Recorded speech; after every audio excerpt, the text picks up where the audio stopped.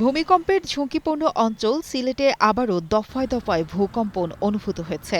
মাত্র ৫ মিনিটের ব্যবধানে সিলেট ও মৌলভীবাজার কেঁপে ওঠে দুইবার। বুধবার রাত ২টা ৫০ মিনিটে প্রথম ভূমিকম্পের মাত্রা ছিল ৩.৫। এর ঠিক ৫ মিনিট পরেই ২টা ৫৫ মিনিটে আবারও অনুভূত হয় দ্বিতীয় ভূকম্পন, যার মাত্রা ছিল ৩.৩। দুটির উৎপত্তিস্থলই সিলেট অঞ্চলে। প্রথমটি বিয়ানীবাজারে, দ্বিতীয়টি বড়লেখায়। ২০২৫ সালে সিলেট বিভাগে প্রায় ১২টি ভূমিকম্প হয়েছে, যেখানে মৃদু ও মাঝারি কম্পন বারবার অনুভূত হয়েছে। আবহাওয়া অফিস সূত্র জানায়, ভূমিকম্পের মাত্রা কম হলেও একের পর এক ভূমিকম্প মানুষকে আরও উদ্বিগ্ন করছে। ভূতাত্ত্বিকদের মতে সিলেট অবস্থান করছে সক্রিয় ডাউকি ফল্ট লাইনের কাছেই। প্রায় ১৩০ বছর পর এই ফল্ট বড় ধরনের ভূমিকম্পের ঝুঁকিতে রয়েছে।